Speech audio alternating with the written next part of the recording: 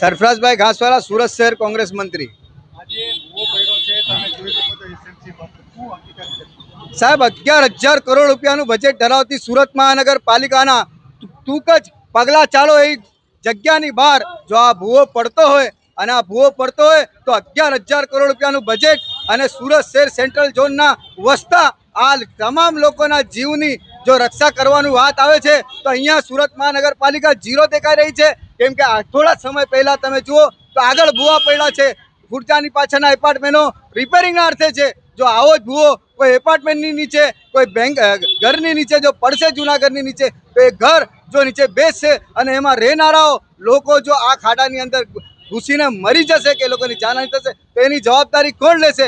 સુરત શહેરના કમિશનર અને મેયરને આ વાતને સમજવી પડશે કે આવો વિકાસ જો અમને નથી જોઈતો, જે કોઈના જીવના ભોગે આવે તો આવો વિકાસ સુરતીઓને મંજૂર નથી। અમે સુરતીઓ આટલો મસ્ત મોટો ટેક્સ ભરી ચૂકીએ છીએ તો અમે ટ્રાન્સપોર્ટેશન પાછળ ખર્ચો કરીએ।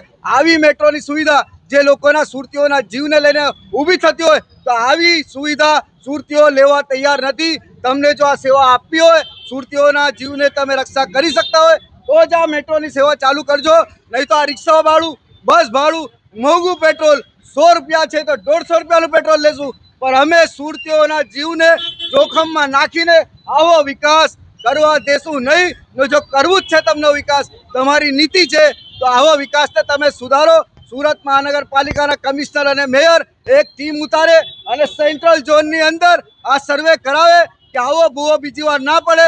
આવી વાર્તાને ધ્યાન રાખશો તો જ આ તમારો વિકાસ સક્સેસ છે। 10 તારીખે હવે ઇલેક્શન નવો આવશે।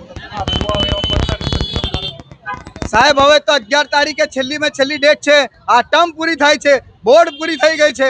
હવે મારી તો સુરત શહેરના તમામ કોર્પોરેટરોને, વિપક્ષને, આમ આદમી પાર્ટી, ભારતીય જનતા પાર્ટી, અહીંયાના મેયર, અહીંયાના કમિશનર, અહીંયાના ધારાસભ્યો, અહીંયાના સાંસદશ્રી એ બધાને કહેવું છે, જો તમે આ વસ્તુનું નિરાકરણ ના લાવશો, તમે આ વસ્તુની વચ્ચે ના પડશો, સુરત શહેરના લોકોને તમે સુરક્ષા ના આપશો તો આ સવાલ તમને પૂછાશે। ટૂંક જ સમયની અંદર કોર્પોરેશનની ચૂંટણી છે, જો લોકોના હિત ના સચવાશે, જો લોકોના જીવ ના સચવાશે, તમે લોકો માટે ઊભા ના રહેશો, એ લોકોની અવાજ ના બનશો તો એનો સડસડતો જવાબ તમને આવનારી કોર્પોરેશનની ચૂંટણીમાં આ સુરતની જનતા, જે લોકોના જીવના ભોગે તમે આ વિકાસ કરી રહ્યા છો એ વિનાશ ના બને તો વહેલી તકે આ બાબતે સુરત મહાનગરપાલિકાના તમામ લોકો આ બાબતે ધ્યાન આપે।